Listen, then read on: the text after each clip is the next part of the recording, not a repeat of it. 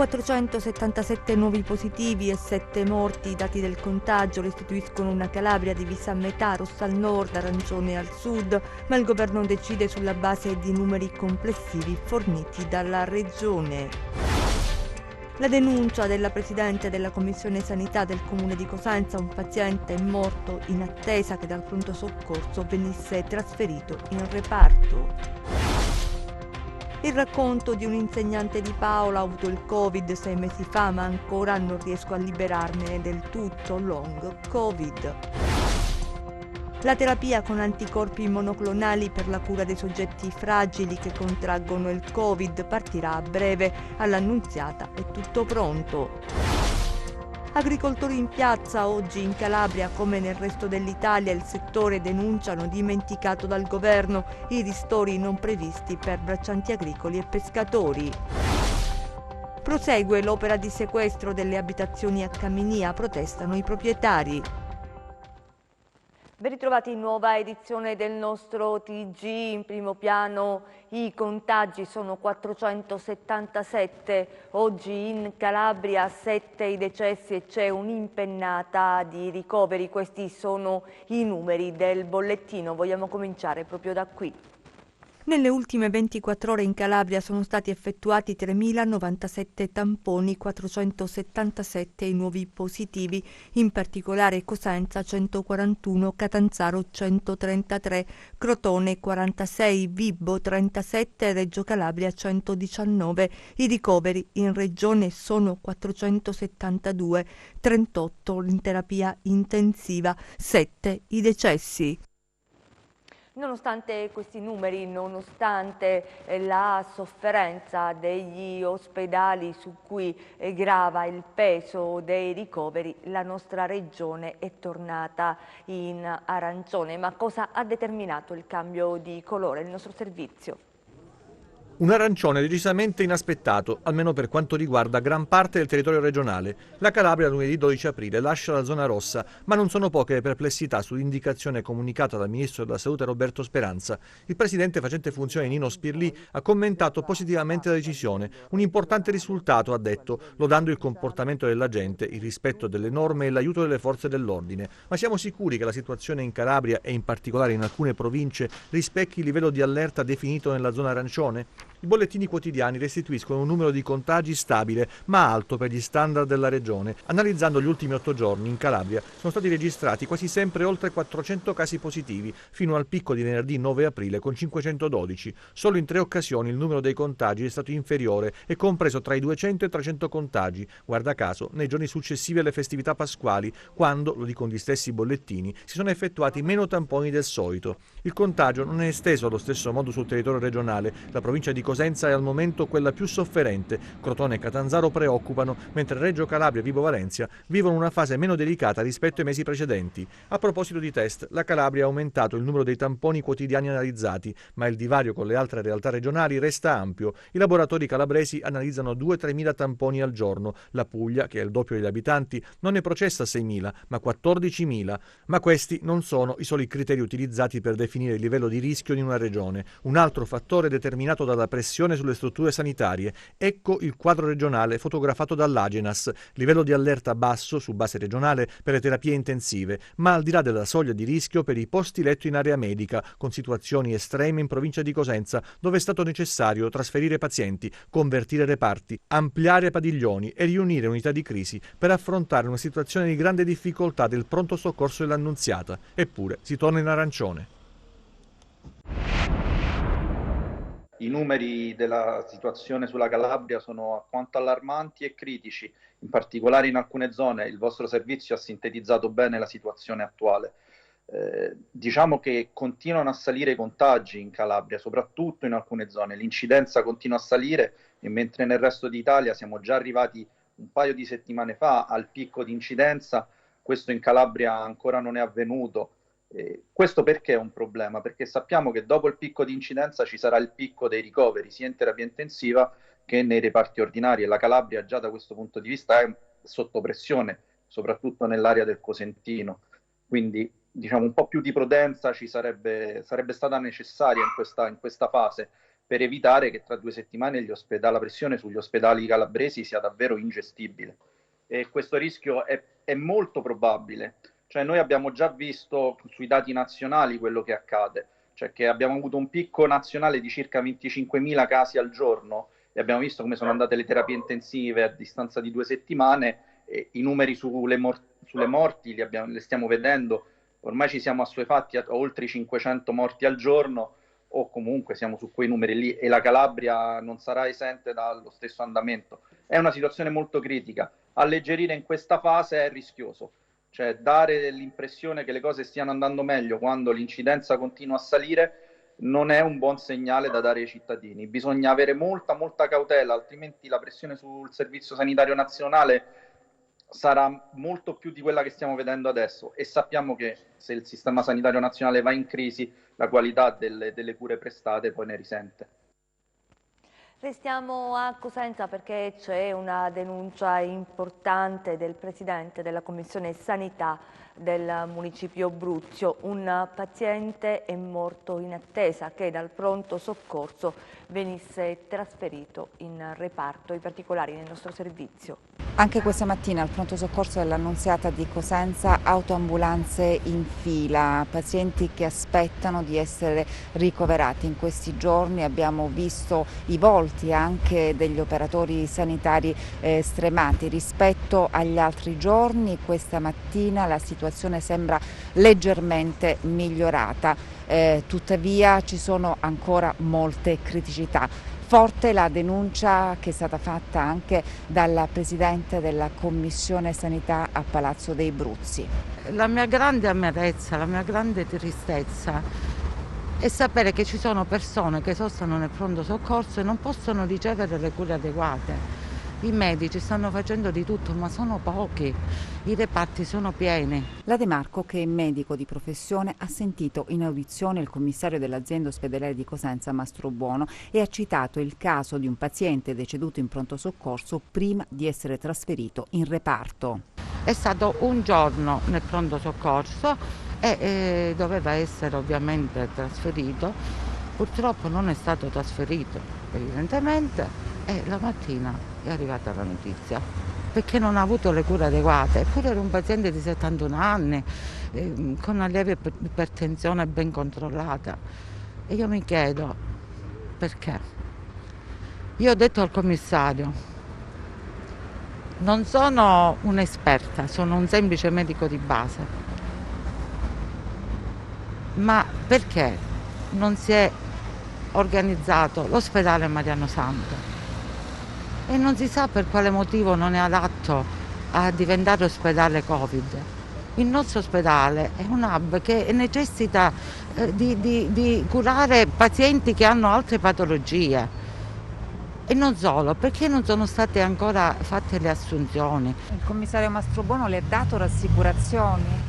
Allora, lei ha detto che l'ospedale Mariano Santo non si sa, perché io almeno non ne ho capito il motivo, non può essere un ospedale Covid. Ha dato il consiglio di organizzare un altro ospedale in periferia, ed è la richiesta che farò al commissario La Regina, che dovrebbe venire lunedì in commissione. Ma sono 3 mesi, io non ho visto niente. Io ho detto al commissario, per me ancora non vedo discontinuità rispetto al passato, non vedo nulla, perché l'ospedale adesso è un caos. Restiamo nel Cosentino, vi raccontiamo la storia di un insegnante di Paola. Lei tra i pazienti che vengono definiti long Covid, cioè a 6 mesi dal termine della malattia fa ancora i conti con i postumi del Covid, e poi dice: in 6 mesi non abbiamo imparato nulla. Vediamo. Ci mostra l'impegnativa della TAC a cui deve sottoporsi in ospedale a Cetraro Genoveffa Bottino, un insegnante di Paola che continua a lottare con i postumi del Covid. Li chiamano long Covid i pazienti come lei, negli occhi la voglia di lottare e raccontare la malattia.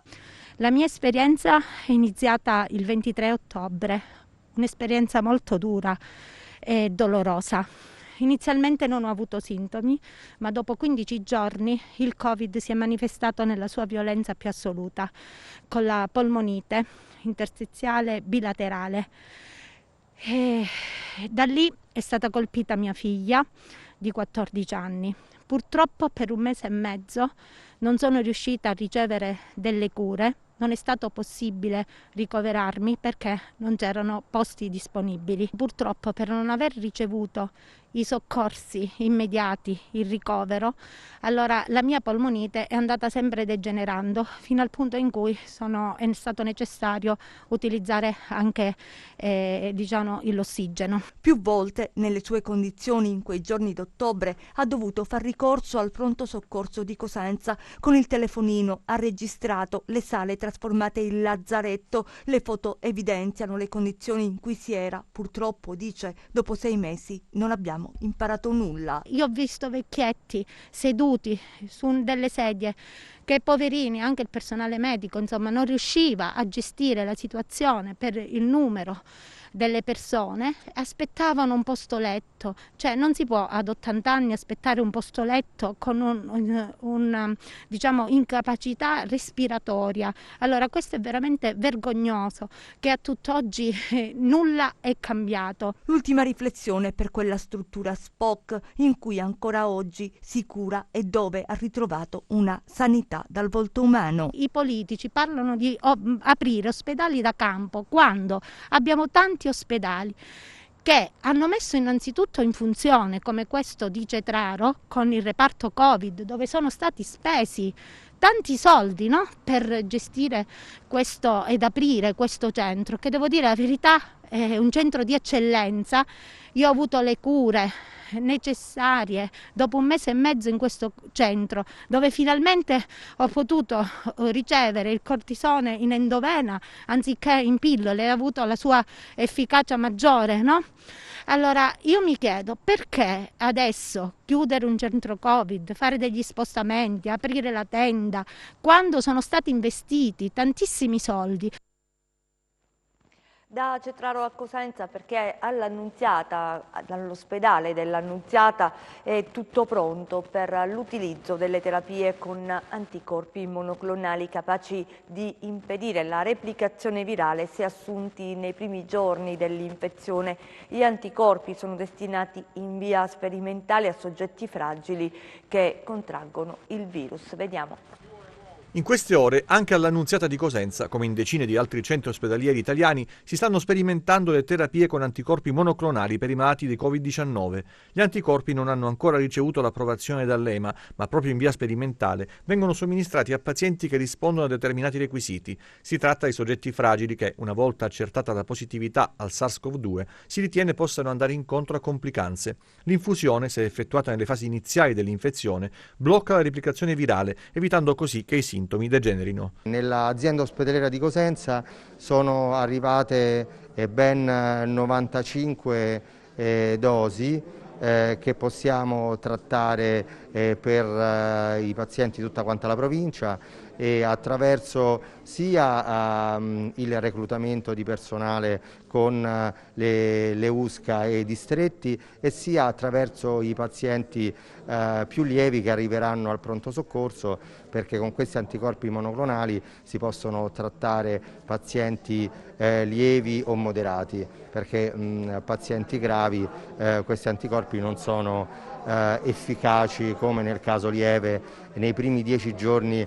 di malattia. Però siamo molto fiduciosi perché questa nuova terapia potrà ridurre anche il peso dei pazienti che richiederanno il ricovero, su dati di letteratura anche del 10-20%. Le prime centinaia di dosi sono arrivate in Calabria la scorsa settimana. Come avviene la scelta dei pazienti positivi da sottoporre al trattamento? Questi sono la prima novantina e poi successivamente andremo a valutarne l'efficacia e tratteremo gli altri in base a queste due procedure, attraverso il distretto e le USCA del territorio, attraverso i pazienti meno gravi che arriveranno al nostro pronto soccorso. Noi abbiamo già fatto una procedura questa infusione ci vuole circa un'ora e in questa ora c'è un'azione diretta per contrastare la replicazione del virus interno. E sul fronte invece vaccini arriva una notizia nel pomeriggio, arriverà nella prossima settimana Johnson & Johnson, le prime dosi, si tratta di 184.000 dosi, quindi sarà a disposizione dell'Italia un quarto vaccino, dopo Pfizer, AstraZeneca, Moderna, adesso arriva anche Johnson & Johnson. In Calabria lo sappiamo, la somministrazione dei vaccini va a rilento e c'è molta attenzione sulla categoria altro, che i cui numeri crescono di giorno in giorno. Ebbene, il caso di Morano, dove un ragioniere del municipio ha ricevuto il vaccino, è diventato un caso mediatico nazionale. Il sindaco ai nostri microfoni spiega cos'è accaduto. Vediamo. Campagna vaccinale a rilento in Calabria, dove solo il 32% degli over 80 ha ricevuto le 2 dosi previste dalla Pfizer. C'è però una categoria che va avanti spedita e che genericamente viene definita altro, un caso che fa discutere e sul quale c'è l'attenzione delle autorità preposte.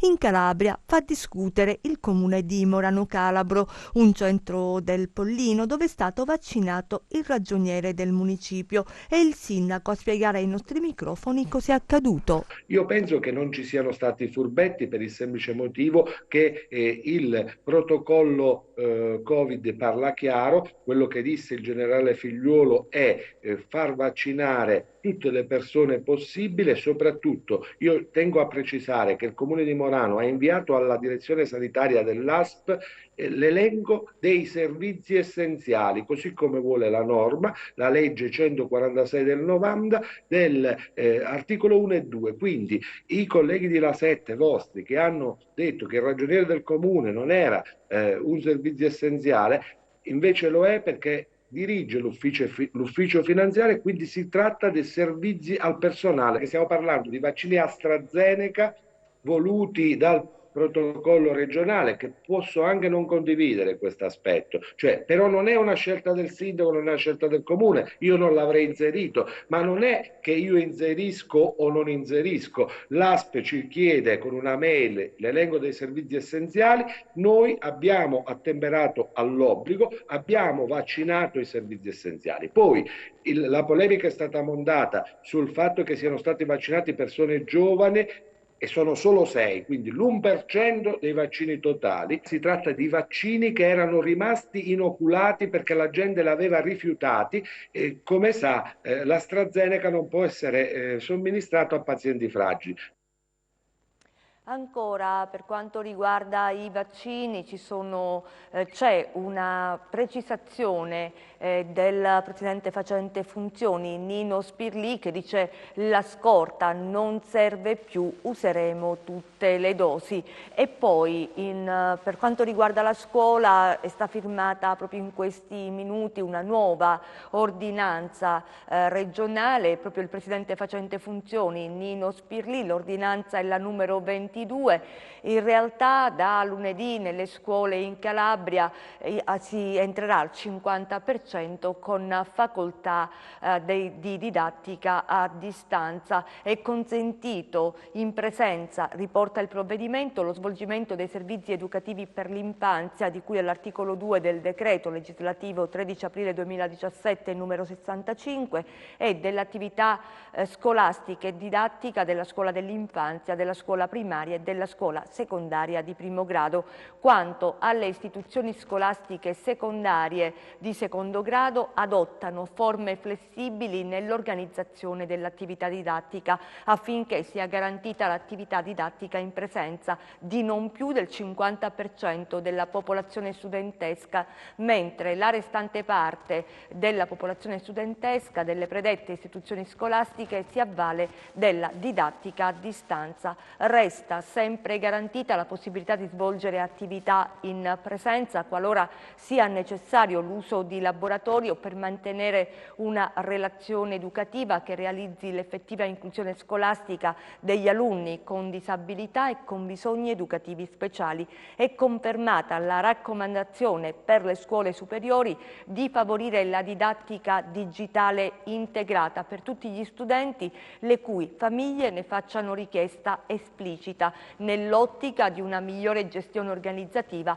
anche in alternativa al differenziamento degli orari ingresso e uscita. Ed era delle precisazioni, insomma, sulla scuola c'era molta confusione, abbiamo ricevuto oggi tantissime telefonate di genitori, questo è quanto deciso proprio stasera dalla Regione. Cambiamo argomento, le proteste, perché oggi in tutta Italia, non fa eccezione la Calabria, gli agricoltori sono scesi in piazza dinanzi alle prefetture italiane. Il settore, dicono, è stato dimenticato dal governo, i ristori non sono previsti né per i braccianti agricoli né per i pescatori. Vediamo. Distanziati con la mascherina, le proteste al tempo del Covid nel rispetto delle norme, senza slogan, le bandiere del sindacato in piazza Catanzaro come nel resto delle città italiane, appuntamento dinanzi alle prefetture per rivendicare le misure di sostegno in settori, denunciano, dimenticati quali agricoltura, pesca, florovivaisti. Basta le disattenzioni della politica, un appello al governo, al Parlamento per modificare il decreto sostegni, quindi più diritti ai lavoratori dell'agricoltura, più attenzioni a un settore come quello della pesca, ma oggi è anche un'occasione per sostenere a livello regionale l'importanza del confronto, della contrattazione e del lavoro di qualità. Quindi oggi chiediamo anche il rinnovo dei contratti provinciali agricoli e l'attivazione di quelli che possono essere le opportunità a livello regionale e provinciale per combattere il lavoro nero, i soprusi e i danni dei lavoratori. Categorie che non sono state inserite nei ristori. Noi chiediamo, come abbiamo chiesto in un documento nazionale, che i bonus siano stesi anche ai lavoratori stagionali agricoli. I bonus che in tutti i DPCM nell'ultimo decreto sono concessi ad altri lavoratori, a lavoratori del turismo e ad altri, da questi bonus sono esclusi i lavoratori agricoli. Riteniamo sia un fatto gravissimo, perché i lavoratori agricoli, soprattutto gli stagionali, durante soprattutto il primo lockdown, il periodo molto duro della pandemia, sono stati coloro che hanno lavorato, sono stati coloro che hanno consentito alle persone di mangiare, il cibo arrivava sulle nostre tavole e loro hanno lavorato, si sono, come dire, anche rischiando, e noi crediamo che sia giusto anche per loro, ma anche per i lavoratori della pesca, che i bonus siano estesi anche a loro. Un documento con le richieste nero su bianco presentato nei palazzi che contano a Roma. Se non dovessero arrivare risposte non ci fermeremo, fanno sapere. Queste manifestazioni, se il governo non si accorge di queste persone, di questi lavoratori, non ci fermeremo qui. Questi sono i motivi che ci portano in piazza, come ci portano in piazza anche per sollecitare una cassa integrazione per i pescatori, altra categoria altrettanto povera e altrettanto abbandonata. Io mi auguro che il governo possa prestare attenzione, l'aveva fatto un anno fa, riteniamo che è giusto farlo ancora una volta, perché la precarietà di queste persone li spinge verso una precarietà che è insostenibile. Prosegue l'opera di sequestro delle abitazioni a Caminia, protestano i proprietari, vediamo. Loro sono i proprietari delle villette costruite a Caminia di Staletti, nota località turistica del Catanzarese, finite al centro di un'inchiesta di Carabinieri e Guardia Costiera. Le costruzioni sono state sequestrate. Per i PM di Catanzaro, infatti, si tratta di villette abusive costruite sul demanio marittimo. 71 in tutto le costruzioni. I proprietari, indagati alla procura, contestano però il provvedimento. Il tutto risale alla seconda metà degli anni 60, quando ci fu un invito e un bando da parte del comune di Staletti. Per 50 anni il Comune ha sempre rivendicato questo terreno come suo, dotandoci di tutte le utenze urbanistiche. Dopo 50 anni lo stesso Comune ritorna indietro, rinnega tutto quello che ha fatto per 50 anni e dato che c'è stata una sentenza della Suprema Corte di Cassazione che per uno solo dei proprietari di queste case ha sancito che quel suolo è demaniale perché non si è saputo difendere e tutto è partito sulla base di una CTU. Questa CTU nel primo grado di questo processo ha stabilito che questo era suolo demaniale. I giudici ovviamente hanno sentenziato in primo grado, in appello e in Cassazione. La sentenza passata in giudicato, ovviamente in Cassazione, l'hanno estesa a noi senza darci la possibilità, a noi altre 70 famiglie, di difenderci, di mettere un CTP. Adesso noi stiamo cercando di smontare giuridicamente quella sentenza, ma più che altro quella CTU, e abbiamo nominato un professore universitario esperto in materia demaniale che sta già stabilendo, ha già visto che questo suolo tutto è tranne che demanio. E chiudiamo con le previsioni del tempo.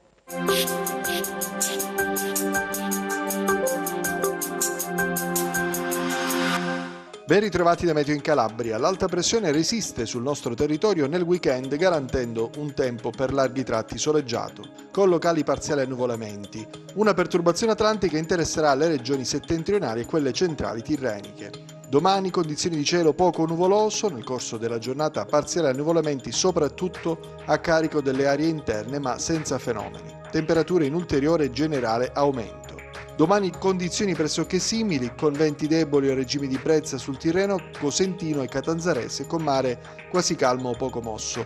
Venti dei quadranti meridionali, moderati sullo Ionio e sul Tirreno Reggino e Vibonese meridionale, con mare tra poco mosso e mosso.